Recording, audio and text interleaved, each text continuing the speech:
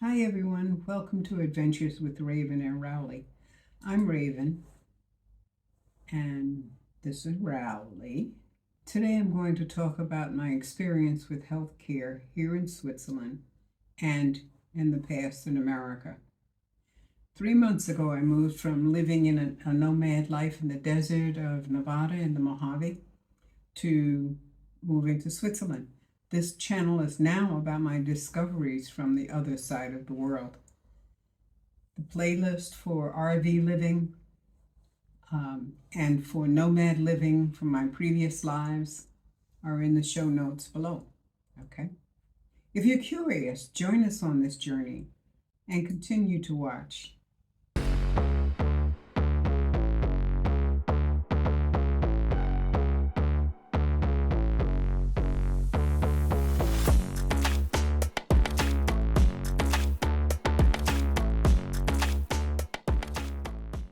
This video is going to be about my experiences of healthcare in America compared to healthcare in Switzerland. I've been going to a lot of doctors in the last, since I got here, actually. But anyway, so this video also includes my experience with vet care too, you know, my puppy here. I've had some horrendous experiences with doctors in America. Most times, I thought they thought I was looking for drugs to get high when I was talking about pain. But I clearly got that they thought I was looking for drugs, and because I was a woman, we're worthless anyway. Anyway, I was taking Imitrex for migraines. Imitrex was originally created for people with seizures, but it was found as a side effect that it got rid of migraines, you know. In fact, I used to have some form of part of a migraine going on every day of the week, every single day, a good 28 days out of 30, you know. I'd have some kind of something with a migraine. Either I was in pain or I could feel it coming on. It was called a pre-drome, or I could feel it going away, which is called the post-drome. And in either case, you're pretty much worthless. You know, you got total brain fog, you know, and you were in pain, and you were tired, and etc. So anyway, I was having pain every day. I was also under extreme stress for at least 10 years or so. I lost my hair. I was bald on the top. I'm just beginning to get it back. I lost my eyebrows, and I've got a half an eyebrow now. And my lashes used to touch it was very annoying. They used to touch my glasses, my eyeglasses or my sunglasses, and it would brush up against it and it would drive me crazy. I have almost no eyelashes at all now. I told my doctors from New York, I told many doctors from New York through to New Hampshire, through to Arizona to Nevada. Those are about the main states I've lived in the last 10 to 15 years. The thing is I didn't want to take the drug. I didn't want to take Imitrex because most of the time I got this horrible feeling in my body. You know, it was a matter of, do you have pain and you feel like shit, or do you take this medication, you don't have pain, but you feel like shit, okay? In fact, you feel worse than, you know. It was terrible. I used to take injections of this one drug, Imitrex. I tried it as a self-injectable. I had a nasal spray. I had pills, all the same drug, trying to find the best way to take it, you know. Every time I took it, I would get these burning feeling in my fingertips and in my feet, you know. It was terrible. It was like, it was worse than if I think it was worse than if I had stepped on something hot. It was just, from the inside out, it was just burn, you know. I would be very, very lethargic, very tired, very just out of it. I couldn't hear things. I couldn't process stuff, you know. I would sleep a lot. But it got rid of the pain, so then I can get up and do if I had to do something, you know, which I generally had to do.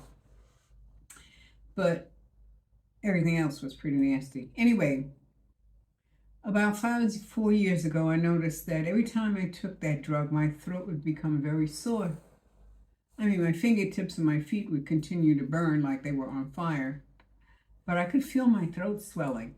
It also kind of felt kind of raw on the inside, but it was swelling, okay? I mean, enough for me to become aware of it and say, you know, this feels wrong.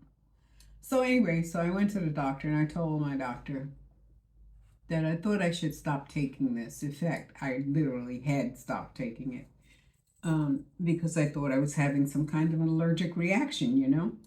I've since found out that I was experiencing anaphylactic shock. I mean, I could have died. In either one of those instances, I could have died. You know, I don't want to die. I'm too young for that, okay? At any rate, so I told my doctor, and she said, and this is a quote, she said to me, to my face, "Let's continue. Let's try it one more time and see what happens." Now, you know, there's no let's, because she wasn't taking this drug, okay? And suppose my throat did close up, you know? So anyway, so I stayed with her long enough so that I could get her to sign the papers for my gastric bypass. And then I found a new doctor. I mean, come on, you know? But I still believed in doctors in America. And I got the gastric bypass. Okay? Now, this was at the beginning of the COVID epidemic. So it was like immediately after I had my gastric bypass, the hospital shut down any kind of extracurricular type surgeries, you know, any cosmetic surgery, anything like that, you know, anything that wasn't absolutely necessary got shut down. So, and doctors' offices went crazy and closed them off, and they started teleconferencing and things like that, which wasn't that great even 4 years ago, but is a heck of a lot better now, okay? So anyhow, and I was on an RV park internet service, so that made it even worse. But anyway, so my first conference after the operation, I got to talk with the doctor. And he said, well, and I asked him about this Prilosec, you know, how long was I supposed to take it, you know, and what is, you know, why did you give it to me? And so he said, well, I gave it to you just in case. I said, in case of what? You know, come on, you know, talk to me. He said, oh, just in case you had gas, you know, you had gas or whatever, you know. So I said, okay, I've been taking this for quite some time now. How do I get off? Should I just stop taking it? He said, oh yeah, just stop taking it. Okay, so, well, I couldn't just stop taking it, because when I stopped taking it, I stopped it, you know, like you said, cold turkey, my stomach hurt a lot. I mean, a lot, okay? So I started taking it again. But, you know, in the throes of trying to get off of medications, extra medications, I tried it again a few more times over the next 4 years to get off of this medication. And I got it down to half of the medication. So I would take it at night and not take it in the morning. So I was prescribed to take it twice a day, but I ended up taking it just once a day. Okay. But I couldn't seem to go any lower than that. And if I missed a dose, my stomach really hurt. So I wasn't happy about being in pain. I wasn't happy about having diarrhea and vomiting, that kind of thing. If I tried to stop it, if I stopped it altogether, I would have diarrhea, I would have vomiting, I couldn't eat. I couldn't even really drink water. I would be in severe pain, okay? So then I'd go back on it again. I found out there was a lot of different foods that I couldn't eat anymore. I couldn't eat much of anything, actually. And all the vegetables had to be cooked almost to mush. And even in that case, some cases, I couldn't eat it. I had to completely give up broccoli, cabbage, Brussels sprouts, collard greens, any kind of salad. I mean, even lettuce bothered me, okay? Anything that was raw. That included quite a few fruits. The only kind of meats I seemed to be able to eat were processed meats, like sausages or bologna or bacon or stuff like that, frankfurters, stuff like that. I could eat cheese, hard cheeses. Meanwhile, I started taking lots of different kinds of vitamins and supplements because I felt weak all the time. Okay. This is my vitamin stash and my prescription pill stash. Okay. I would take one of these every single day. This stash over here in the plastic bags is pretty much the same pills, but I put them in plastic bags because the bottles weigh a lot. I had these I brought with me. These I had shipped to me. I slept a lot. I would take a nap. I would sleep 10 hours at night and take a nap for 2 hours in the afternoon. I was just tired all the time. And I still had those headaches. That kind of stuff. My skin was looking rough. My hair looked dry. And it was still falling out. Well, I kind of sort of expected my hair to be falling out because that was one of the side effects of gastric bypass. And it had been happening actually, my hair had been falling out for a number of years before I had the operation on my stomach. So I just thought I had weak hair roots or something of the sort. I don't know. But it was falling out and I was going bald on the top. Just totally bald. Anyway, I had gotten to the point where I just stopped going to doctors because if I finally found one that was really good, I'd see him or her, 2-3 times, and then the clinic or the company or whatever would ship me over to a new doctor. And every single time I got a new doctor, they'd start all over again about what's going on, what am I here for, what drugs am I taking, that whole trip over and over and over again, okay? I was getting no results, absolutely none. So I started making my own tinctures and infusions and stuff like that in order to manage whatever symptom was going on with me. So anyway, before 4 years ago when I had that operation, I lived in other parts of the country. I've had other negative interactions with doctors. For instance, in New Hampshire. Once I told the doctor that I was breaking out in a sweat. It was just my head, just mostly my face, just the face. I'd be sweating like crazy, right? I mean, it would start suddenly and stop suddenly, okay?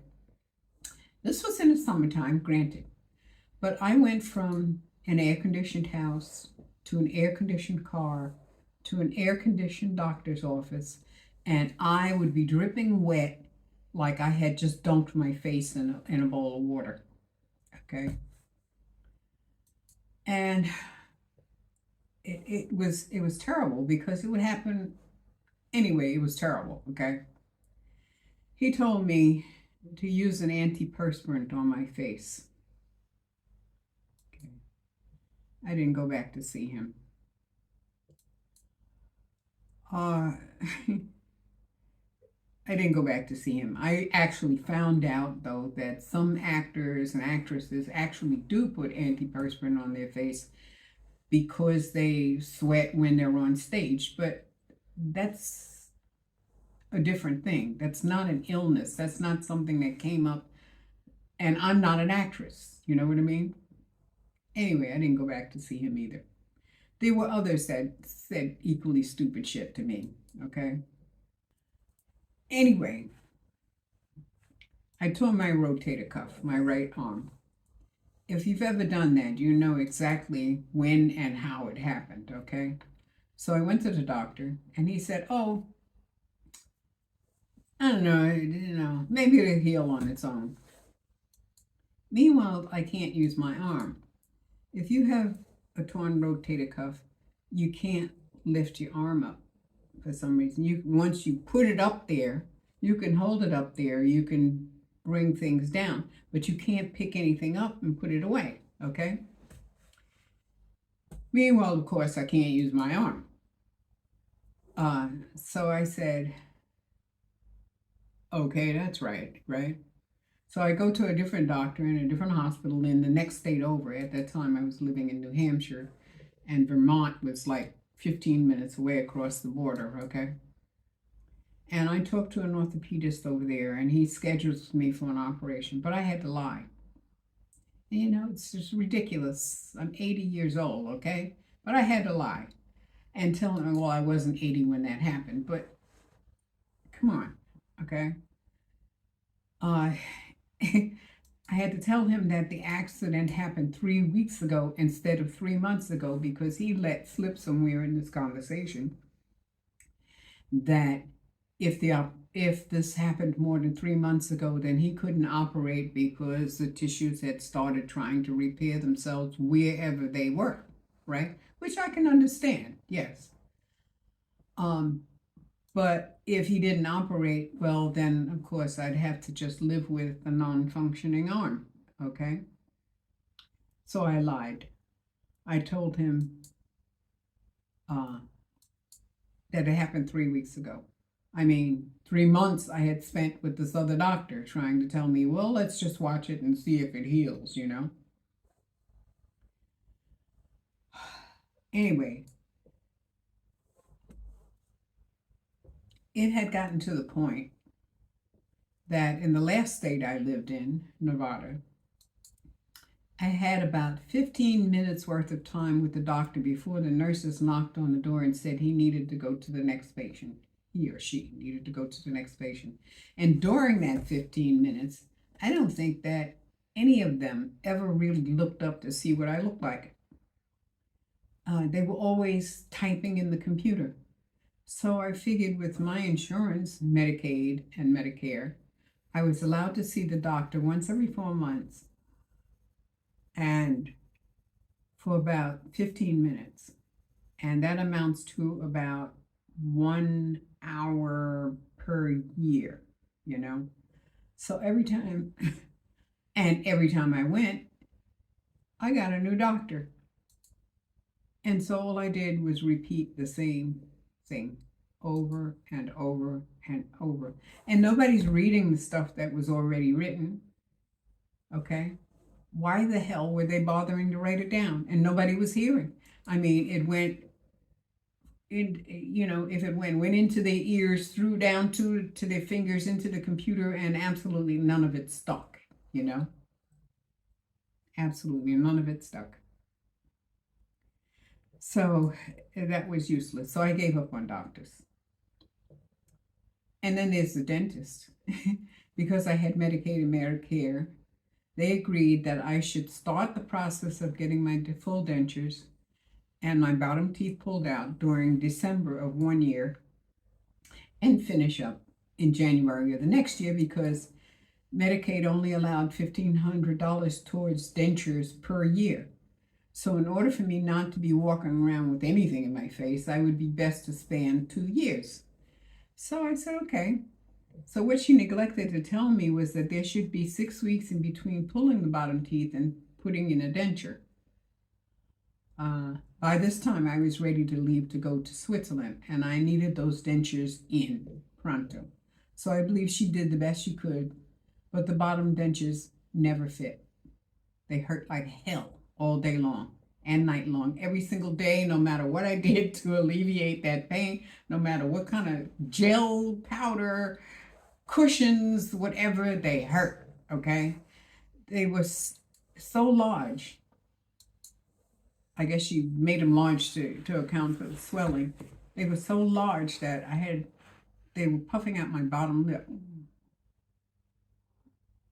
If you look at some of my older videos, you'll see that my bottom lip is puffed out. Seriously unattractive, okay? So anyway, during that time, I actually did find some good doctors. The physical therapist in Vermont, after I had the rotator cuff surgery, had gifted hands. He was absolutely wonderful. I believe it was due to him and the exercises that he told me to do, and the follow-up and all of that kind of stuff, is the reason that I still have full range of motion in my arm after the rotator cuff surgery. I had an absolutely excellent eye doctor in Nevada who kept very close ties on the cataract in my right eye. And it still doesn't need to be operated on, because they keep telling me it's too small to operate on. And he said the same. He said, and because I don't really need it now. And he started me on eye drops when the pressure in my eye started going up. But the thing is, he not only started me on eye drops, but he explained everything he was doing and why he was doing it. And when it turned out that I was allergic to the first eye drop that he gave me, immediately, or didn't even have to go into his office, I just talked to him on the phone, he prescribed a different eye drop, which is fine. This guy was absolutely wonderful. I had a really good GP in Nevada and in New Hampshire, but in both cases, they got shifted out of the system, or they went to another place, or they just weren't available to me anymore. So anyway, so here I am in Switzerland, okay? My daughter insists that I go and get myself checked out. So we start with the dentist, because I was constantly pulling those teeth out, the ones I got over the 2-year span. Constantly pulling them out, they were always hurting. They just really were. So we go to the dentist first. But before I go, I call my health insurance in the States. Now I have Medicaid, Medicare, but it's managed by a company, okay? Because that's the way they do it. So I called that company to ask them about using the card they gave me. See, they sent me a Visa card with $1,500 on it that they said I could only use at the dentist's eye doctor hearing aid. Of course, if you need all three, you're tough, you're out of luck. But at any rate, I could use one of those. So I said, okay. You sent me this Visa card. Can I use it here in Switzerland? I'm in Switzerland. I won't be returning to the United States anytime soon. And I need to replace this bottom denture. I called twice. Twice they told me yes, it's okay. So I went ahead and I had the denture repaired. They took the denture out. This is the bottom denture. Took it out, cut off all of the pink stuff, and put new pink stuff on, okay? And they fit perfectly, absolutely fit perfectly. Anyway, I tried, so I go up to the front desk and I slip the card in, the Visa card in. I try to pay the bill at the doctor's office. It's denied. I don't even get a chance to put in my PIN, you know, it's just denied automatically. It didn't work. So they said, oh, don't worry about it. We'll send you a bill. I said, okay, thank you, you know. So I called the office again, the insurance office again, and I called them the third time. And they say to me, no, you can't. No, you can't do that in Switzerland. You're out of the network. Too bad. Tough luck. You'll have to find some way to pay the bill yourself. So I paid the bill. But here I am in Switzerland, you know.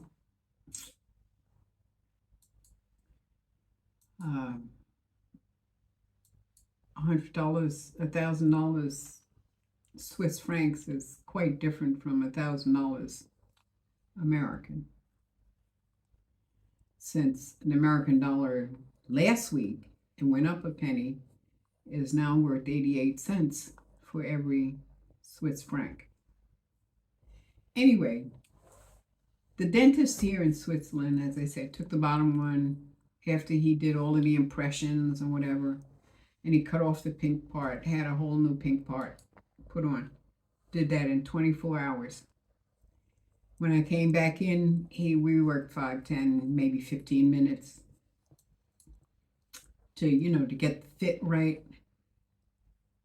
And I have had no reason in 5 months to go back to adjust the fit. It's been fine.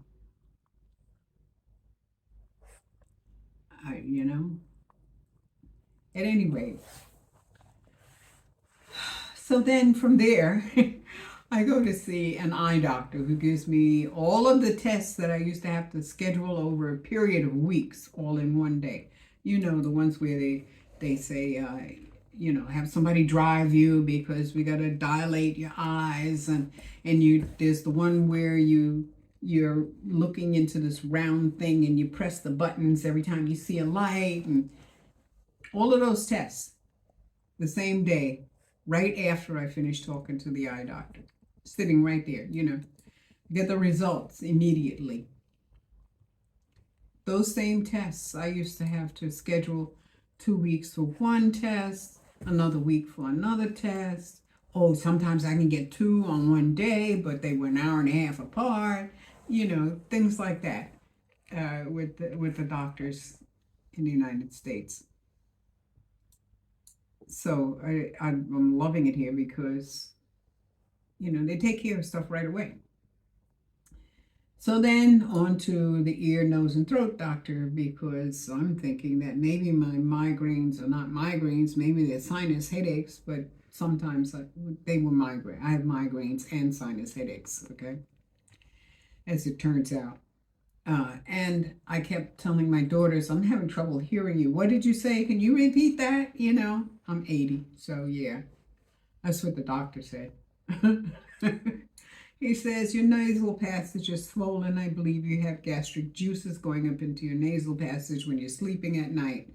And that's what's causing the inflammation. Here's a steroid. And then report to your GP. But don't worry about your ears, because you got ears of an 80-year-old. The degeneration that an 80-year-old would have, but it's not bad enough to even bother to go and get hearing aids, okay? I said, okay. Well, the eye doctor pretty much said the same as the doctor in Nevada, that You don't need a prescription. You don't need eyeglasses, except that if you need reading glasses, then get something from Walmart. Well, or the equivalent of Walmart here, which is what I had been doing anyway. So, hey. So it turns out I had my appointment with my GP the next day. As I said, we were making the rounds, all in this short period of time, like a month. Okay. I had an appointment with the GP for the next day. She said, do not take the steroids because you have glaucoma, which is, of course, why the doctor gave me eye drops. And the steroids will make the glaucoma worse. And you might be lucky and be one of those 10% that doesn't have problems with steroids that have glaucoma. But do you really want to take that chance? So I liked her immediately. I mean, how many other doctors tell you don't do what another doctor says, right? Usually they all trying to cover each other's ass, Anyway, I told her the biggest thing that was happening with me was that Prilosec. I wanted to get off of this Prilosec, this drug, and every time I tried to get off of it, I was sick, I was, throwing up, I was having diarrhea, I was having pain, etc. She says, okay, well then this is how you get off of it. And she gave me the instructions, and I followed the instructions, and I decreased the amount very slowly, just like she said. I was sick. I went and I followed her instructions for about a month. I was sick. I was in serious pain. I was throwing up. I was having diarrhea. I couldn't eat anything. I was losing weight. Not that I minded that, okay? So anyway, I went back to her and I told her after about Googling everything about what was going on with this pain, and I thought I might have an ulcer. I thought I might have an ulcer. She said, okay, let's test for it and see. And so she ordered tests right then, okay? So I come out of her office and I step into the next office. They do a blood test immediately. She hands me a cup, go take a urine test. She hands me the envelopes and tells me how to do the fecal test, and how to bring it in, that kind of stuff, It was like right away. I know when I had fecal tests in Nevada, I had to wait until they mailed all of that stuff to me, which took like 2 weeks. And then I had to do the test and mail it back in and all of that kind of good stuff. This was immediately, right away. Okay. It was amazing. Anyway, the results of those tests, was that I had no bacteria that said I had ulcers. But she didn't discount that. She didn't say, oh, well, you don't have ulcers. It must be something else. Or it must be all in your head, which is what I used to get a lot of too. But she said, she wrote a letter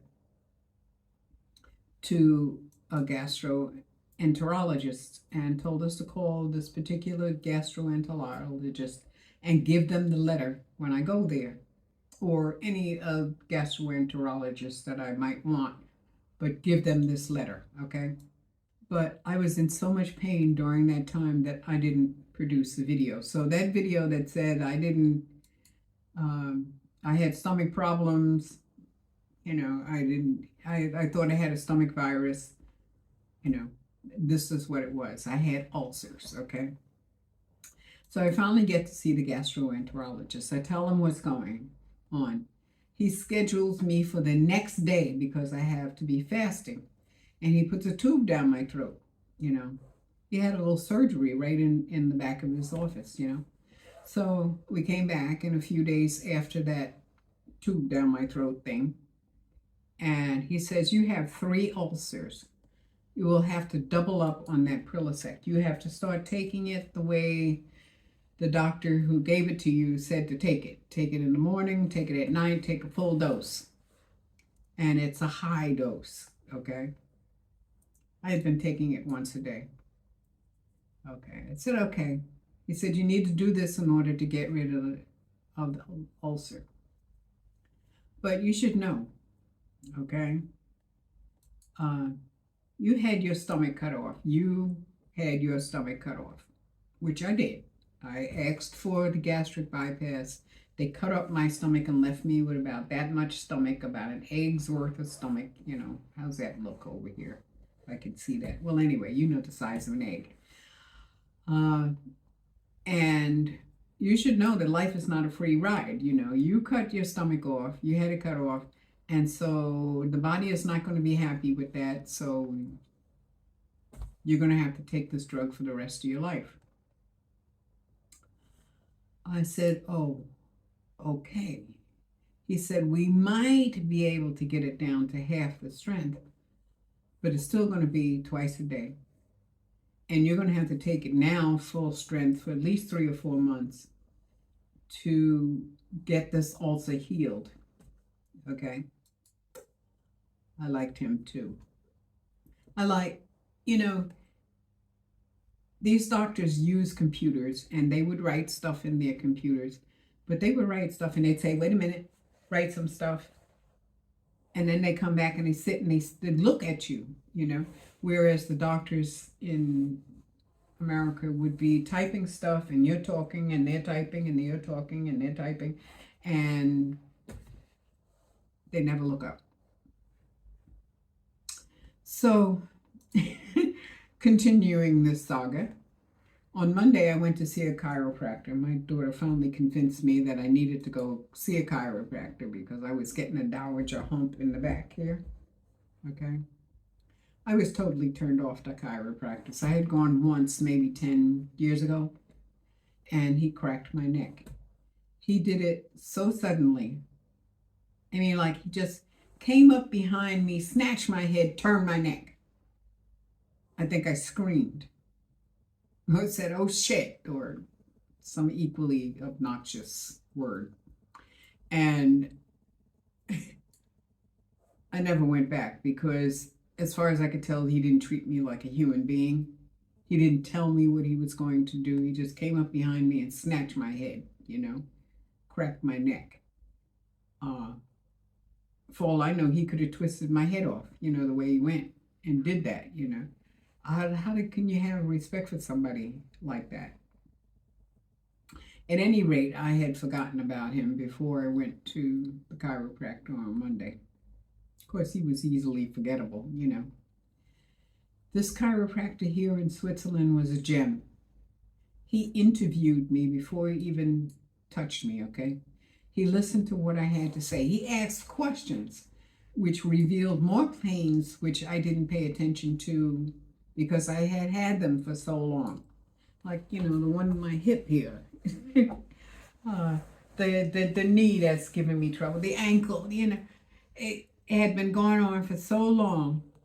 It had been there for so long that I didn't even think about it. You know, doctor asks her what's going on. You think about the newest pain you've got, you know. Anyway, he did what was appropriate, you know. He did not use any of those new mechanical doohickey gadgets. He used his hands only. He said he'd been doing it for 40 years. He did not have braces on his wrists and stuff like that because of repetitive fracture, you know, motion diseases and stuff that I've seen a lot of doctors have because they do the same thing all the time. I guess they do the same thing all the time incorrectly. That's why they got those problems, you know. Anyway, I left feeling amazing. I felt like, I told him, I felt like I could feel the blood rushing through my body. You know, it was just wonderful. I got in the car and out of the car and my knee didn't pop and, you know, and I didn't have to sit for a second before I could stand up and, you know, all of that stupid stuff that creeps in that you don't think about, you know. I think the reason I like the doctors here in Switzerland is because they actually talk to you like real people. They actually sit and face you. They talk to you as long as you need to be there to be talked to. I don't think I think that I could have sat in any one of their office for 3 hours and nobody would have knocked on the door and said anything. I think that they're actually hearing what you're saying and then acting appropriately and right away. Okay, instead of saying, come back in 3 months and we'll talk about it, you know. I'm hearing things from these doctors. I'm hearing the reasons for things that I never heard from the doctors in America. Generally, in America, they would say, here, take this pill, or in most cases, because I really think they thought I was looking for drugs, you know, take some Tylenol. And in America, I can't say that any of them ever explained anything to me, except possibly for that eye doctor in Nevada. So here I am today in Switzerland, feeling pretty good about myself and my body, and knowing about what's going on and what's the reason and why it's like this and what I need to do next and what I should be looking for, etc. It's terrific.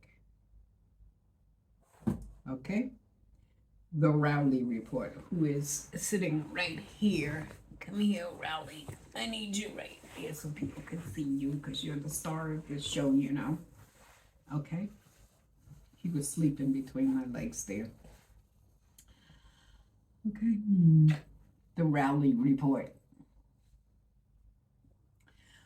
I can't say it's only the doctors in America. I had 2 vets within 2 months of leaving the United States to come to Switzerland, okay? I had to take Rowley to make sure that he got all of his shots so that he can go on an international flight. So I go to a vet in Nevada who says, because I had to go from Nevada to New Jersey, and who says I should fill out all of the paperwork, no problem. She would fill out all of the paperwork, no problem. But it has to be done within 30 days of the flight. So she fills out all of the papers and stuff, and I go take the flight, and we get to the airport, and there's no problem. We get to New Jersey. Well, I had a layover for a month in New Jersey because I was staying with my oldest daughter and taking that opportunity to see relatives I haven't seen in years, okay? But in order to take the flight to Switzerland from New Jersey, I had to get a vet certificate within 10 days of leaving the country. 10 days before leaving, getting on the plane, okay?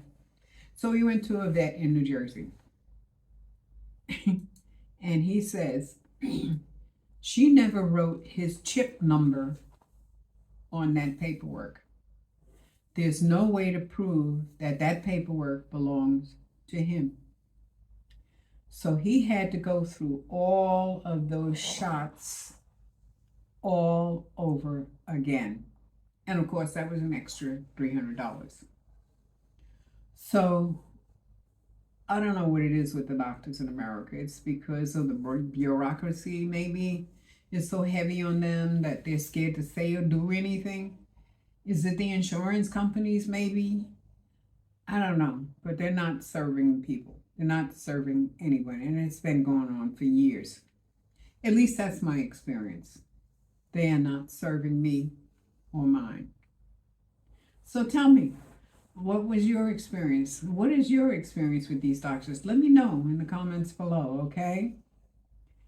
Okay, and I'll see you next Friday at 5 p.m. Pacific time. Please subscribe if you haven't already, and thanks for watching, okay? Take care of you and yours, and blessed be.